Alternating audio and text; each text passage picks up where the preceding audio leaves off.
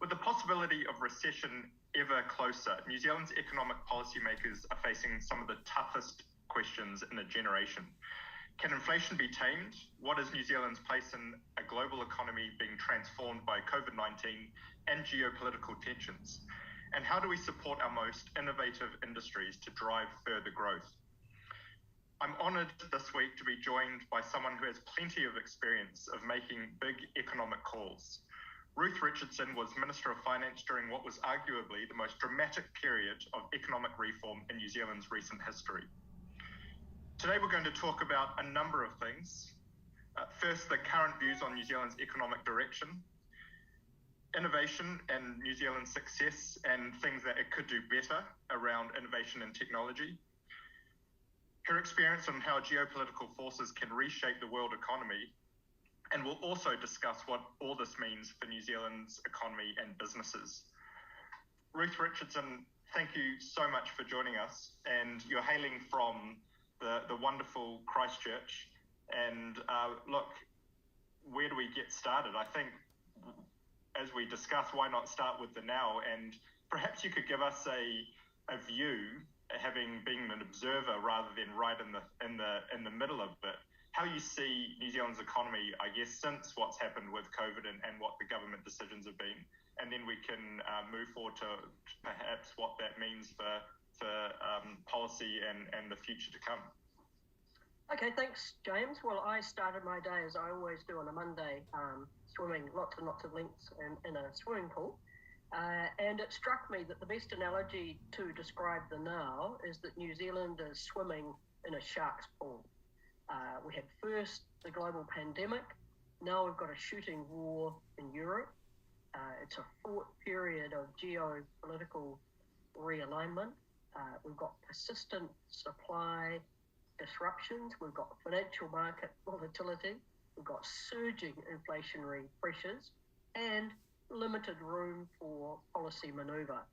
So my first take is this is decidedly not business as usual for central bankers, for policymakers. We're looking down the barrel of a war session.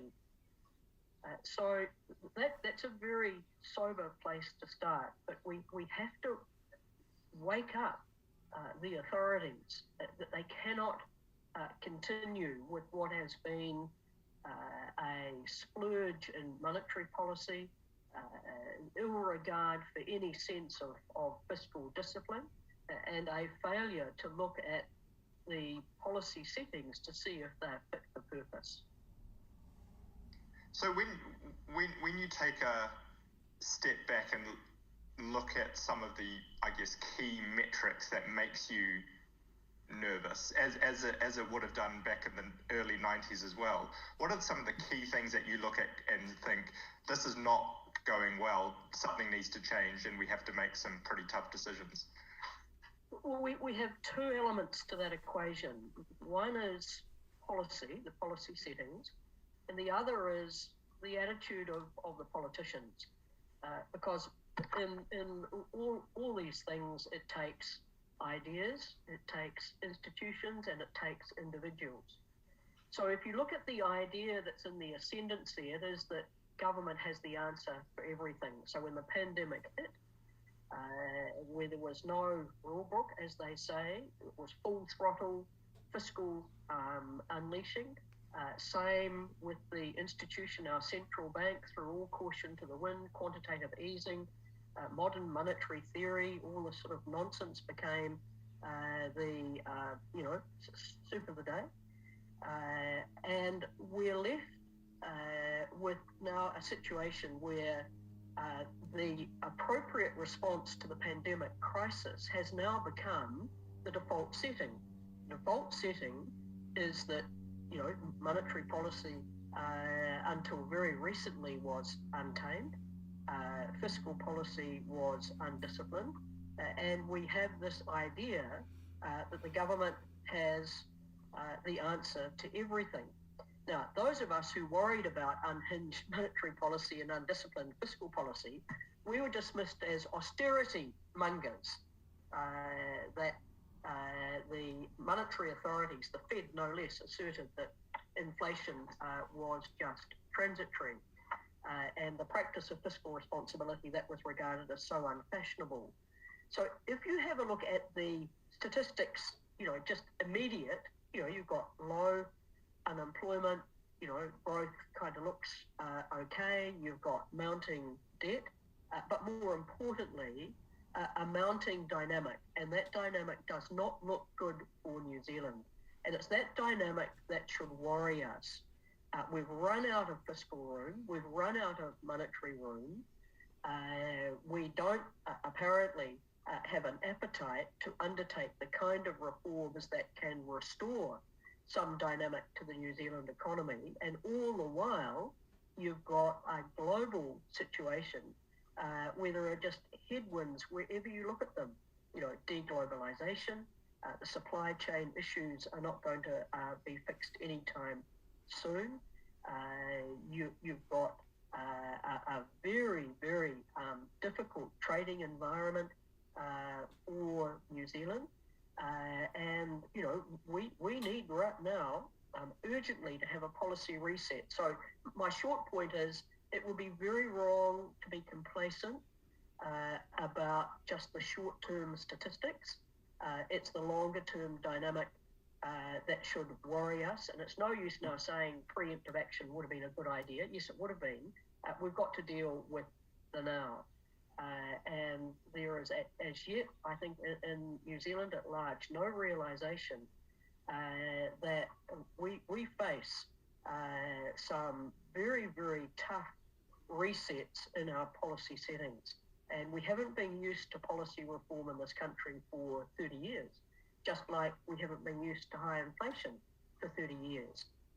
So there's an expression that my kids use, which is get real. It's time for New Zealand to get real about what we need to do to rebuild a dynamic in the New Zealand economy in a world where there is war on the liberal order, where our security arrangements are at risk, and where we're being put to the sword as a country to have to choose, it would seem, between our values and our security settings and our economic imperatives. And that's a very uncomfortable place to be.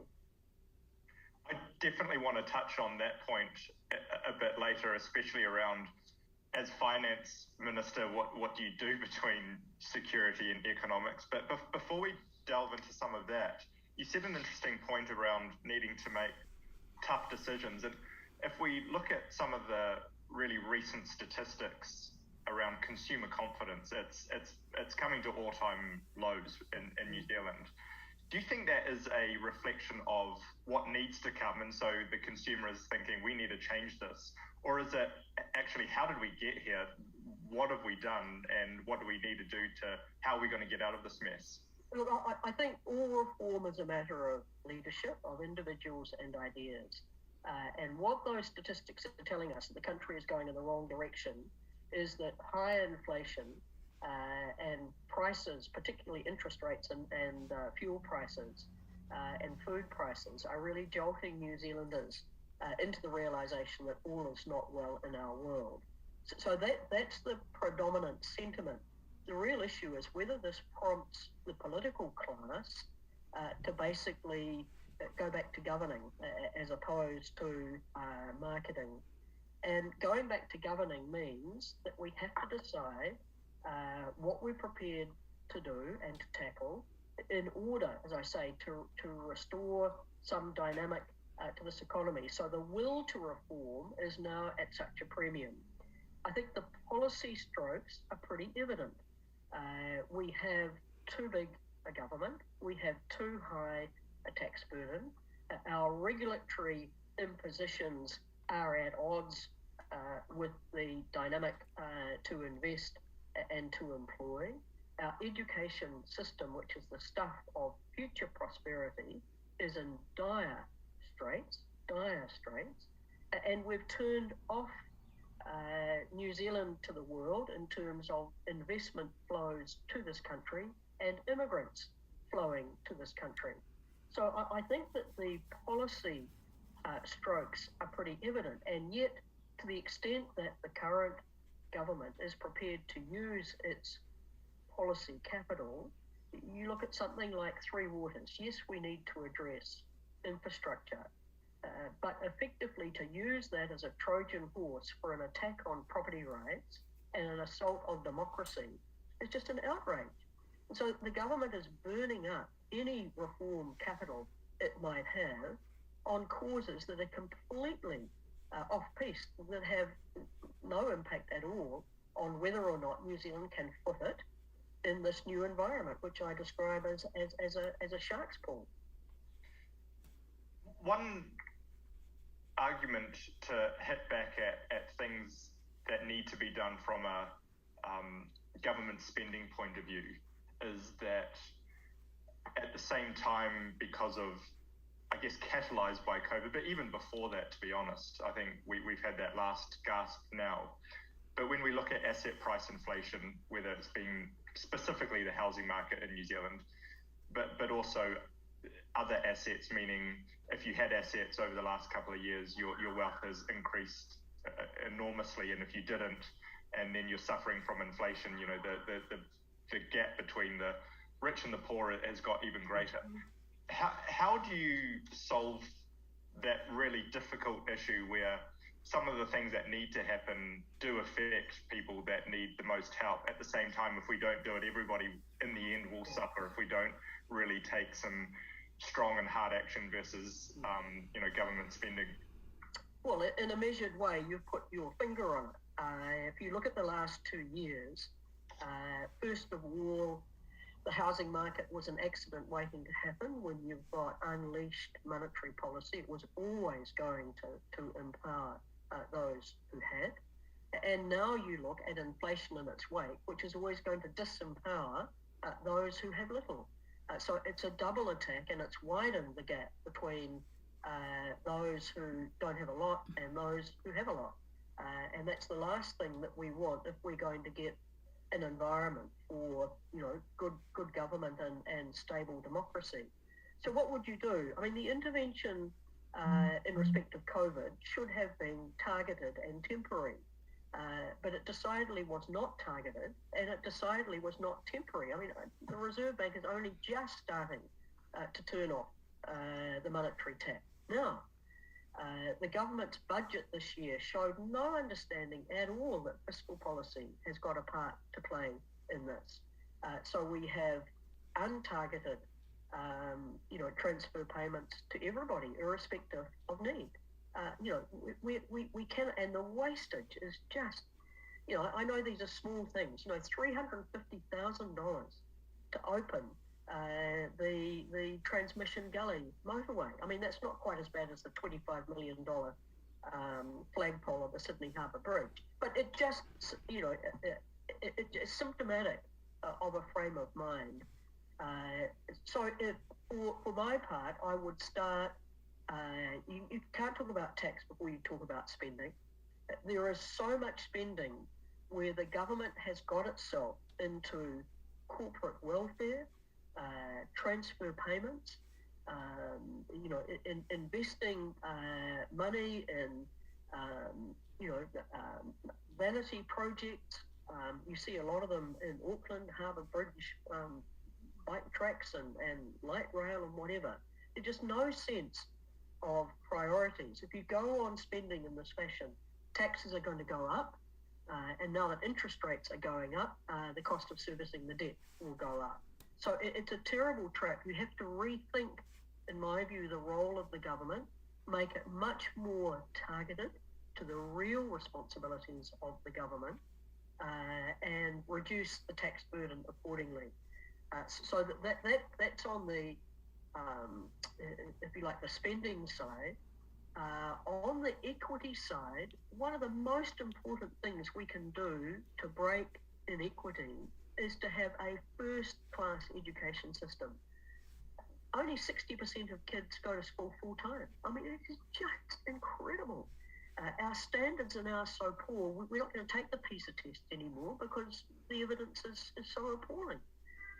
We've got 3 Berlin wars: health, which is in the process of being reformed, let's see, education, completely unreformed, and social transfers.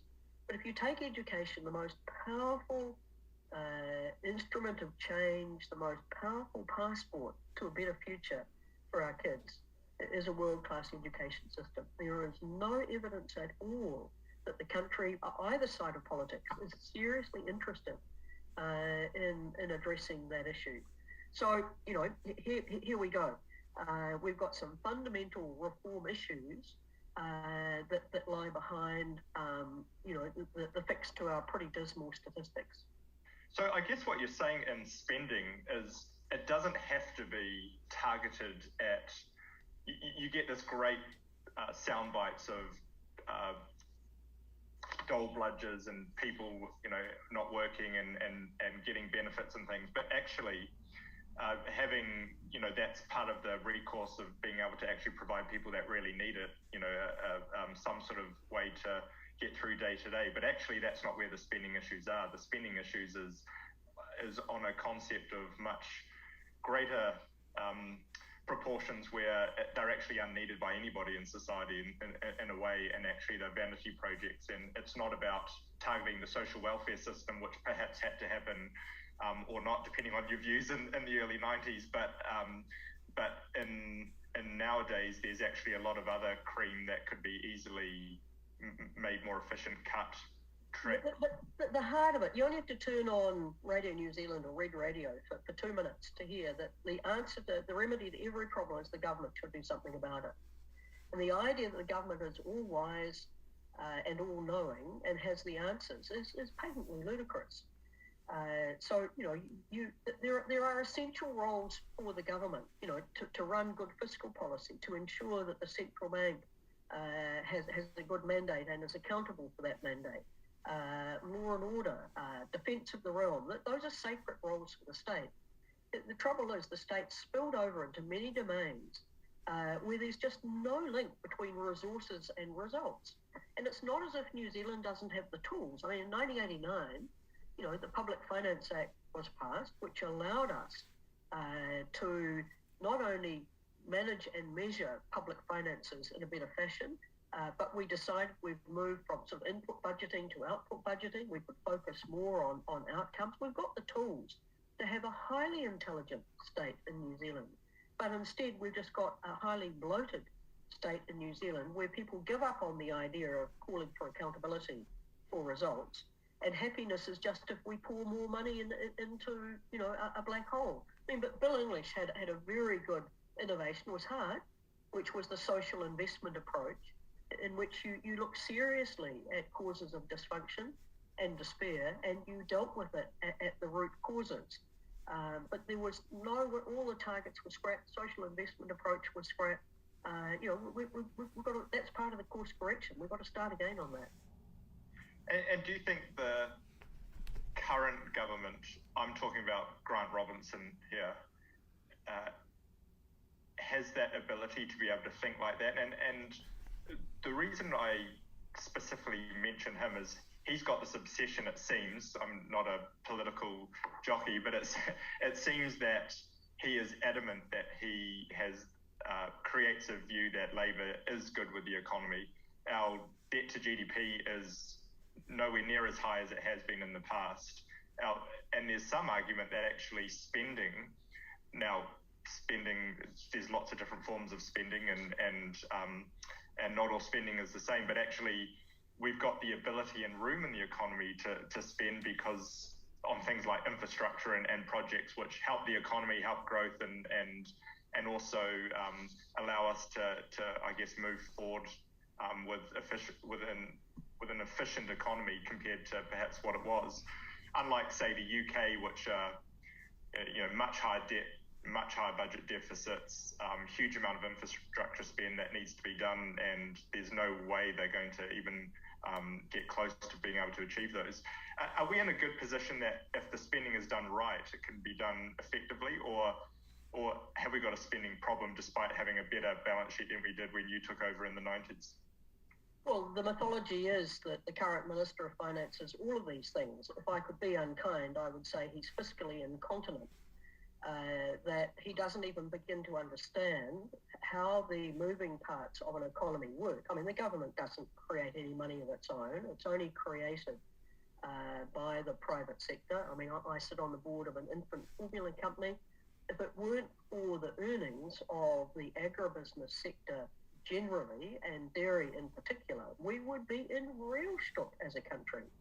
Even Treasury, which has become much more timid, but which is bound, obviously, to be responsible to the government of the day, even they in a small voice say, excuse me, this debt position is not sustainable.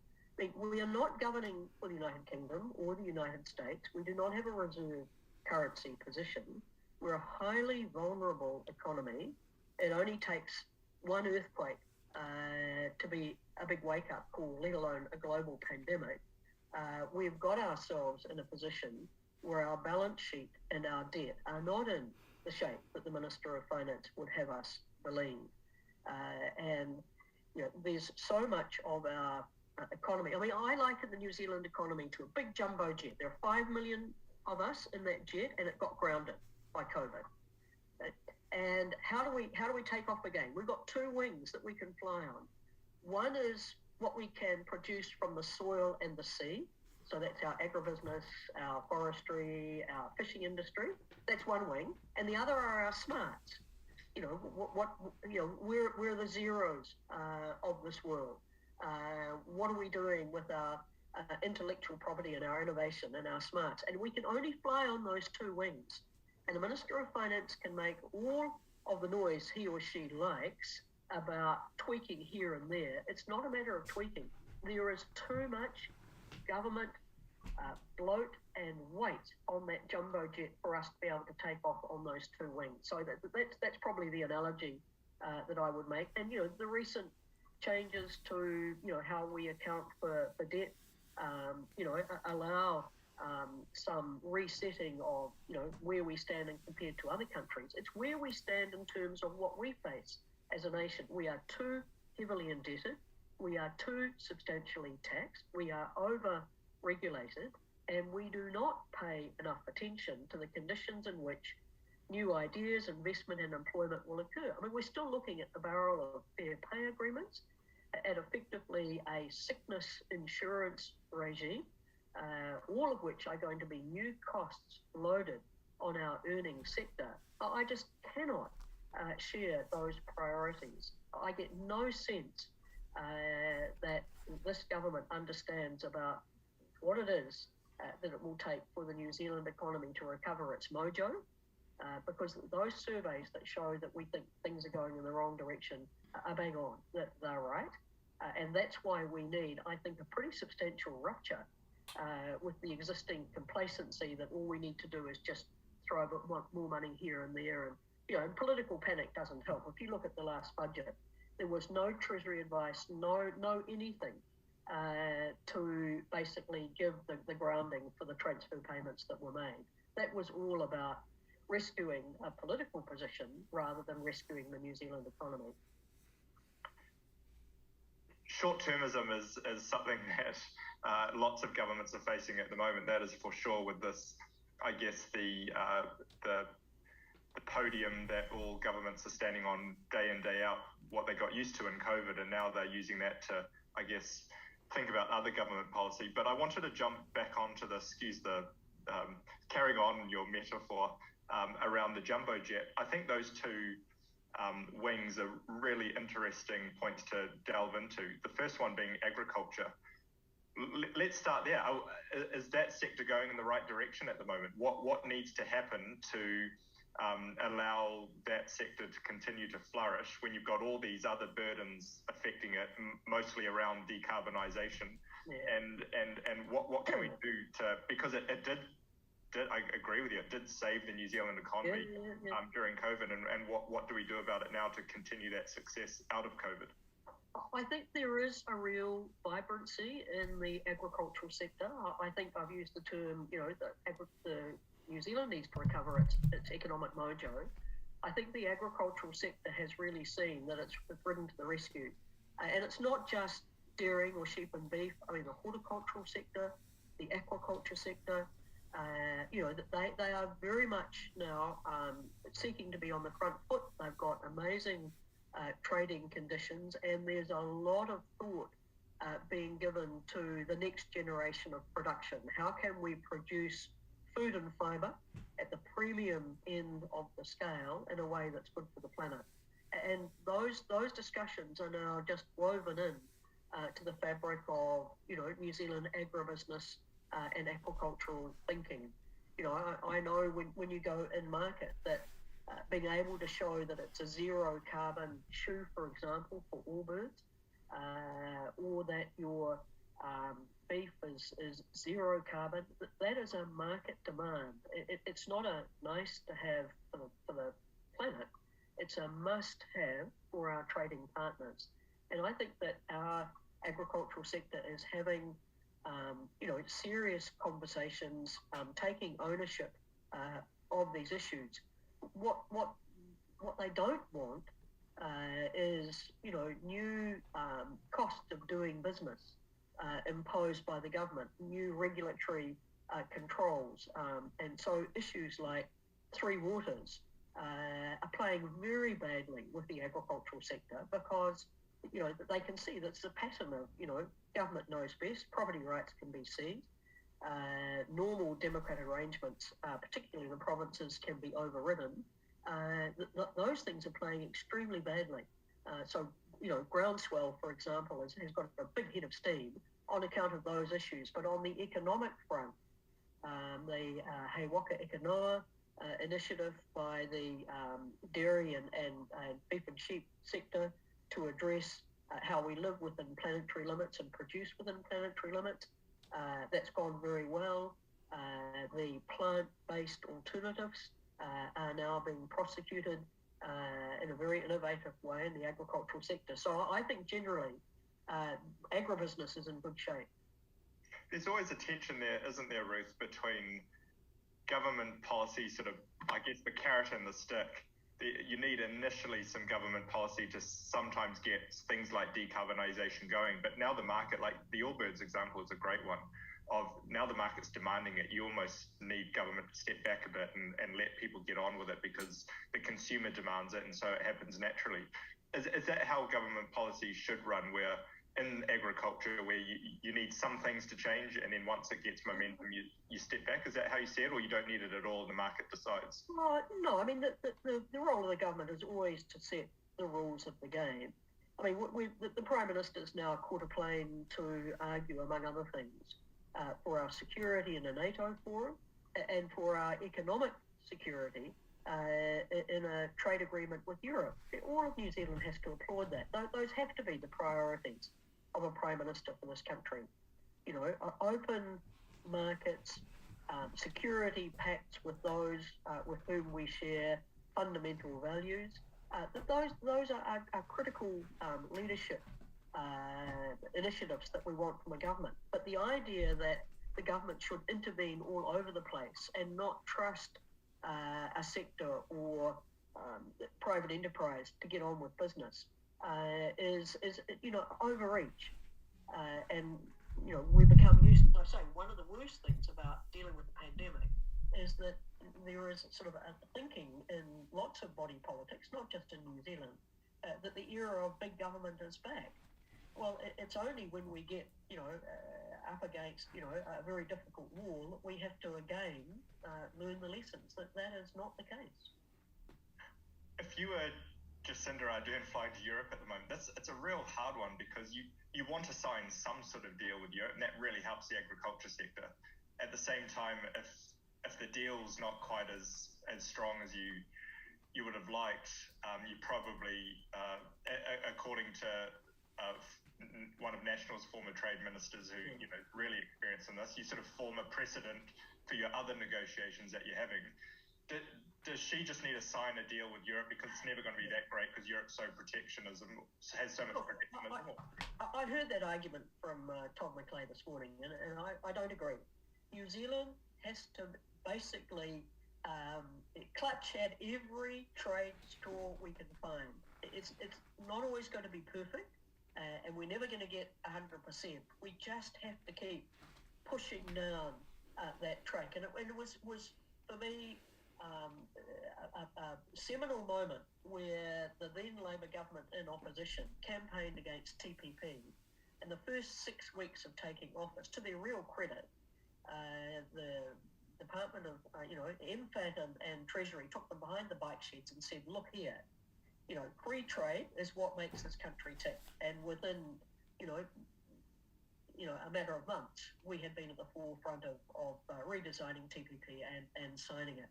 So any trade, wherever and however we can get it, I think has to be the mantra of a New Zealand government of whatever stripe.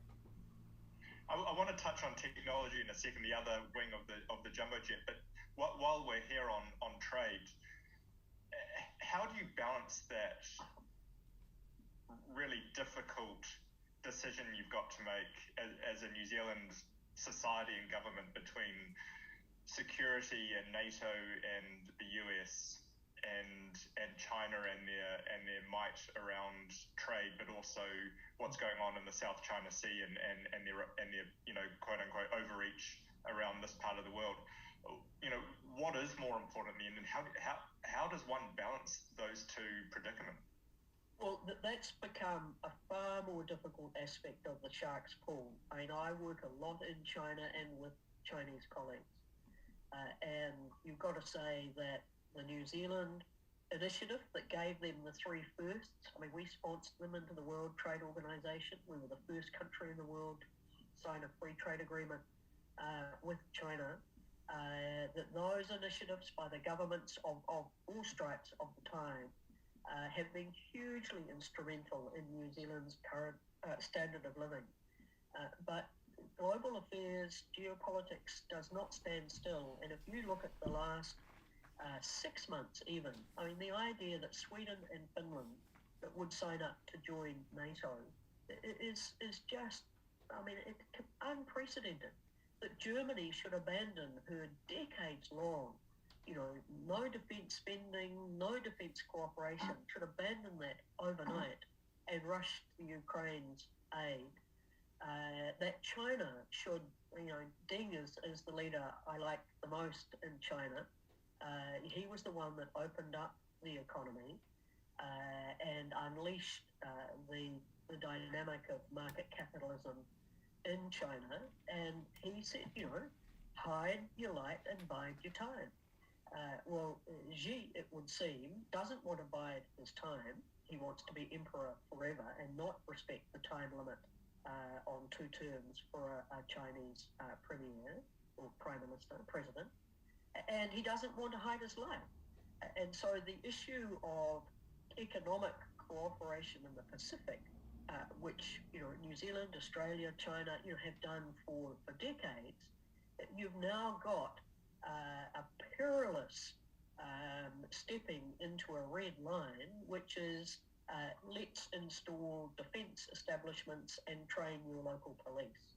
Well, we know how that turned out in Hong Kong, which China only had to bide its time until 2049, took 2149 to effectively reabsorb Hong Kong, but they wouldn't bide their time on that score. And now it would seem their recent declaration that the Strait of Taiwan is no longer international waters and that the Pacific is fair security game should really have us on red alert. And that's a very painful realization for New Zealand. I mean, we have prosecuted a wonderful trading relationship with China and with Chinese people. It's been a two-way street.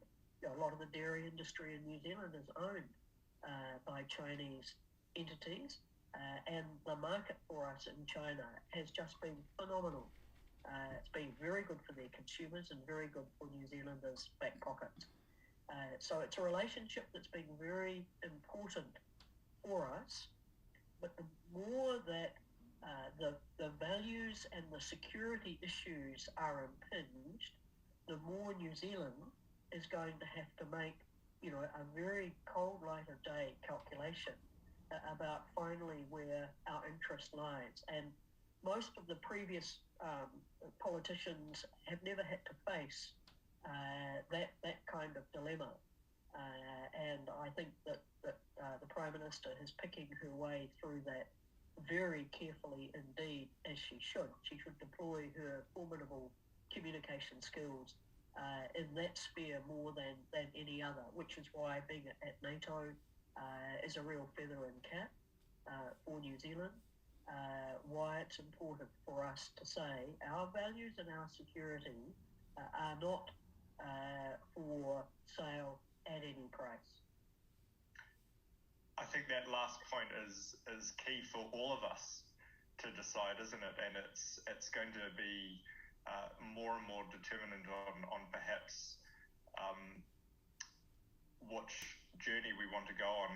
If there's a clear delineation between national and Labour on that policy, but it actually seems perhaps one of the few policies that actually there's pretty a lot of commonality because it's such a difficult one. It needs to be a country first type of decision. Is that fair, or do you think there's quite a difference? Yes, I don't think there's a political divide on that. But there is a divide between total pragmatism, we'll trade with any comers, and principle. And you hope that with trade, principle and pragmatism can sleep in the same bed. I mean, China swims in her lane, the West swims in its lane. The question is, can you swim in her lane happily together? New Zealand's been able to do that. Australia hasn't. And I think the fear for policymakers is if New Zealand were to suffer a kind of Australian-type boycott, then we're very exposed. We've been exposed once before in our history, which is when Britain had a love affair with Europe and joined the European Union. And we really had to then look how we diversified our risk. So it's a risk assessment, and it's very important now for all New Zealand traders, particularly on the soil and sea side and the smart side, to diversify the risk and become heavily involved in other markets, other economies, other sectors that are not just so one country, one product centric. Yeah, ending our love affair with Britain did create one of the most efficient farming regimes in the world, and I guess that's a really good point about diversification into other markets like technology. What is the state of the New Zealand technology market? Because we have notwithstanding your comments about education, and there wouldn't be many people that would disagree with what you're saying there, but we are an educated society. We have some amazing entrepreneurs. Zero is the example that everybody talks about, but how do you get 100 more zeros into the economy, and how do we, I guess, generate more wealth and a diversification of our economy into community? Well, you want a mix of ideas and individuals. The idea that you can have a world-class biotech idea or business here in New Zealand, or a world-class AI business in New Zealand, or a world-class plant-based alternative to food in New Zealand, because all of those are high-tech propositions. So you have to have the idea, and then you have to have the individuals who are willing to prosecute them. Which is why closing off the door to immigration makes absolutely no sense at all. People of ideas have to be able to travel, and there's no knowing that your plant-based engineer is necessarily going to be a New Zealand educated individual. They might come out of Kiev for all we know. So we've got to have an opening up of capital into New Zealand, people into New Zealand, ideas being able to prosper here and then become globally great from a New Zealand base. So it's as much a frame of mind as well as a policy setting.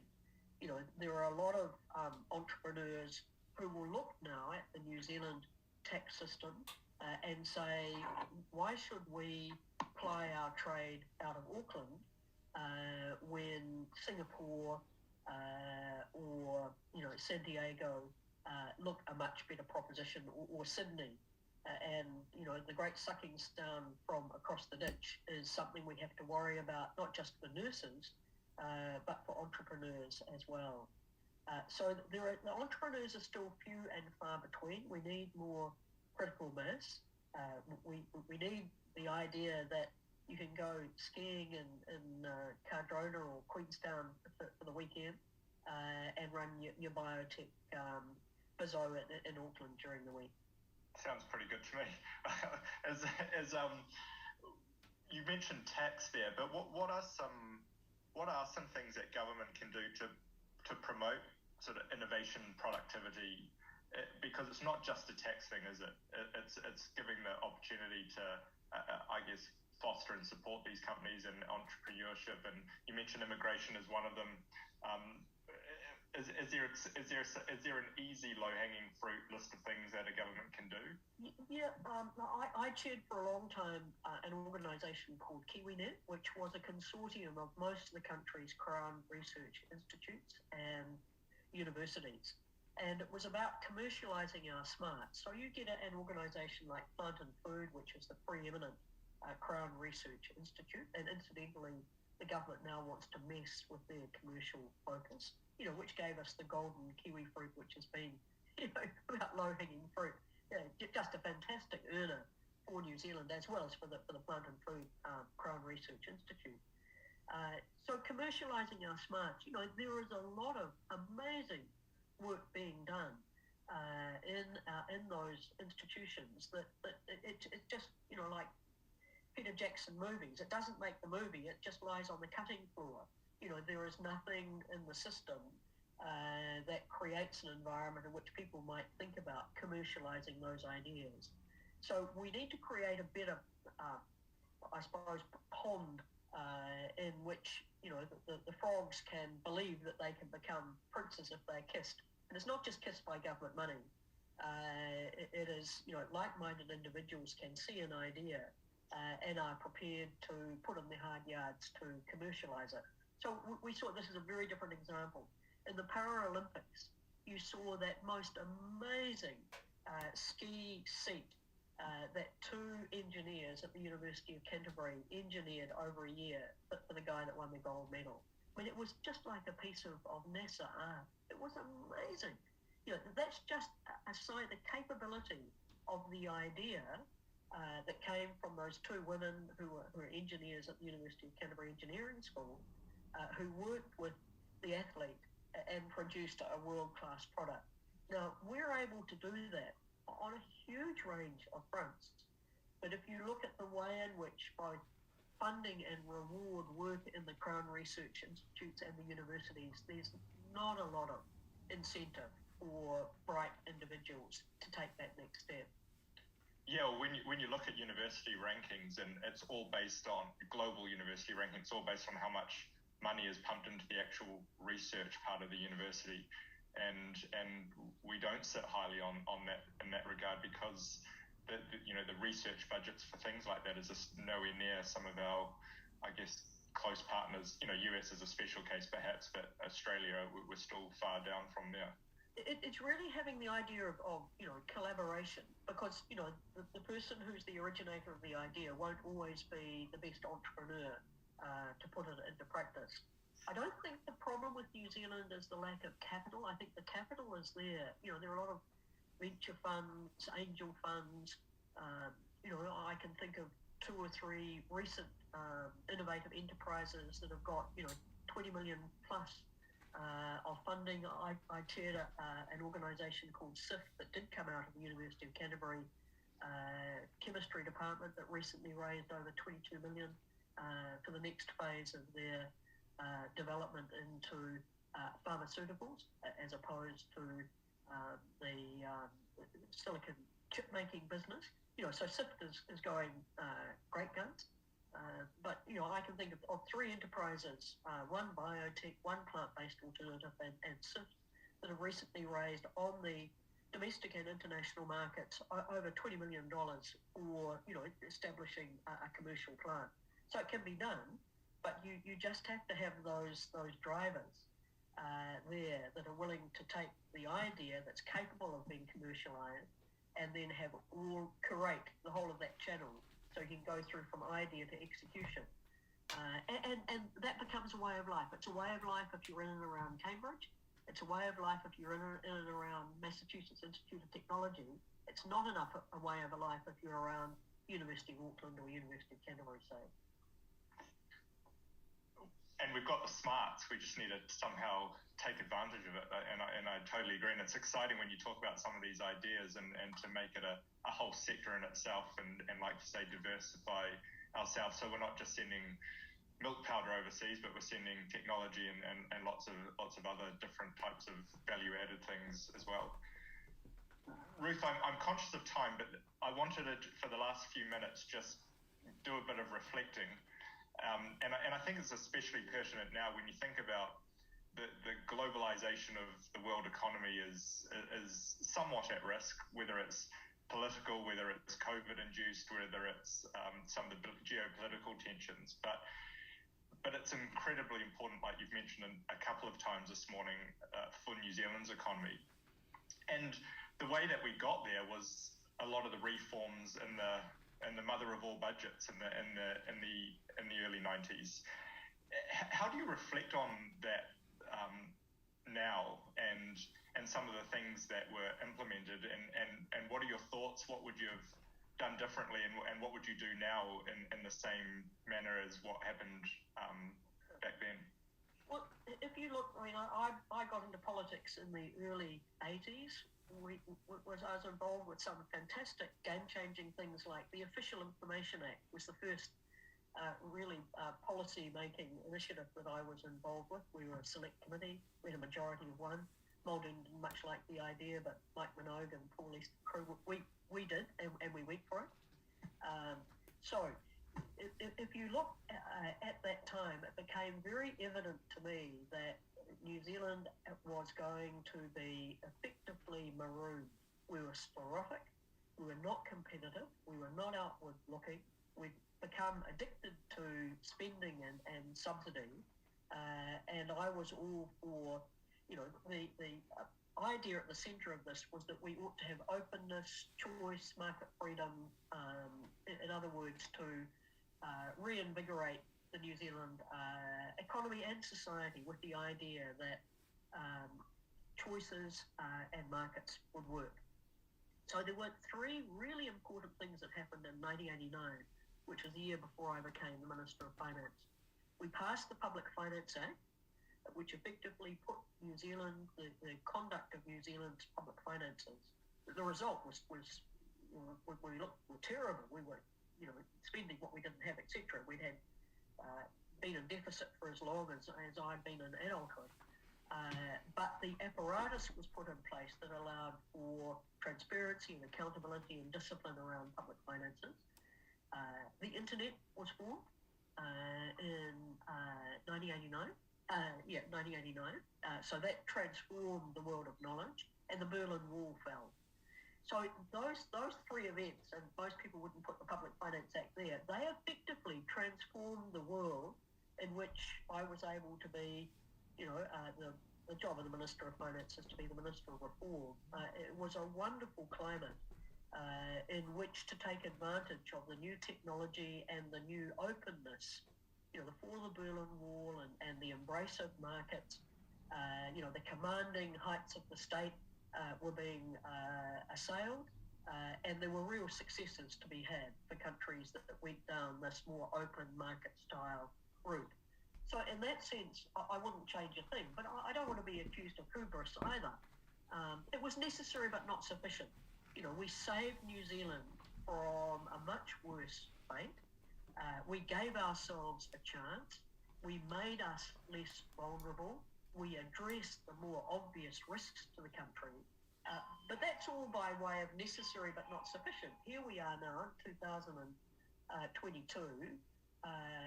It's a platform of fiscal responsibility and monetary responsibility. Those macro imperatives don't change. But we're now in an environment where we face, many more geopolitical trading challenges, where again, we have to look at what it is that's going to help be the game changer for us. And in my time, I knew what the game changers were. They were monetary and responsibility and fiscal responsibility, labour market reform, and effectively right-sizing the state. Now the game changers require, a different set of reforms. So rust never sleeps, reform never sleeps. So the different set of reforms in the platform now are much more about powering up our economy, powering up New Zealanders to be equipped to produce premium style products and services in a world where it's increasingly difficult to rely on traditional trading routes. And all the while we have to address the vulnerability now of a stock of high debt. And we've got the headache of getting rid of inflation because the right choices weren't made at the right time. So, hard landing, soft landing, it's a line call. All the evidence would say that, there's going to be an abrupt, if you like, reckoning and a reset of our economy. Not going to be easy, but that means even more that there's a premium on high quality reform in this country. So business as usual won't cut it. We need politicians who've got a new reform edge, because that's what New Zealand absolutely needs. I think when I reflect on what you're just saying, whether you agreed with one agrees with your reforms or not, the fact of the matter is you had an ideology and you weren't afraid to implement it at perhaps the cost of your popularity as a politician. And what we're facing now, and I'm not just talking about right now, I'm talking about all governments over the past, let's say 10 years, is populism and therefore people's inability to want to make those tough decisions, even if it's not politically astute for them to do it. Is that a fair summary? Because there just doesn't seem to be the political willpower on either side to make any changes. Well, MMP has baked in a sense of compromise. I mean, that's what it involves. And if you're compromising around what are inherently and fundamentally good policy positions and good performance, then that's what you can live with. But when you've got fundamental assaults on your ability to trade, when you've got inflation now on the prowl again, then that kind of, let's go for the lowest common denominator won't cut it. And I hate to have to basically say, is it going to take a sense of crisis for us to come to our senses? It shouldn't. We should have learnt those lessons. So the central banks are now starting to basically up the ante and lean against inflationary pressures, as they should have from the outset. I think the realisation is there that you just can't go on spending like a drunken sailor and hope all will be well. I think that the trade headwinds and the geopolitics now are telling decision makers we have to be much more proactive in this environment. Early signs appearing at NATO to me is a very good early sign, because it won't be popular in all quarters, that the government is prepared to step up to their responsibility. I'm an optimist. I think that New Zealanders are showing, whether we've got a New Zealand captain and coach in the in the English cricket team, shows a lot of its attitude. What is it we want to achieve, and are we prepared to be, pretty bold and pretty proactive in our thinking? And I'd like to hope that, as we contemplate a war session, which may well be the world's fate, that New Zealanders won't just say we think the country's going in the wrong direction. They'll be prepared to applaud, policies and politicians who are willing to stake out what course correction looks like, and willing to take the kind of lead that you expect from governments. Ruth, it's not often you get a chance to have a open mic discussion with someone that you studied at university, and I was really looking forward to this chat, and I really appreciate your time and your comments. I think the clarity of thought and your strong views is a real refresher, and someone listening to this on either side of the political spectrum could probably get a lot of tips, not what to do, but how to do it. And so look, I've really enjoyed it, and thank you so much for joining us this morning. And good luck with the swimming and the biking, and looking forward to seeing how things play out, and you popping up on all these different, whether agricultural or technology type businesses. What a great thing to be doing for the New Zealand economy and society. So thanks really appreciate it, and thanks for your service. Okay, thanks, James, and you're not a bad journalist yourself. Thanks, Ruth. Take care. Bye-bye.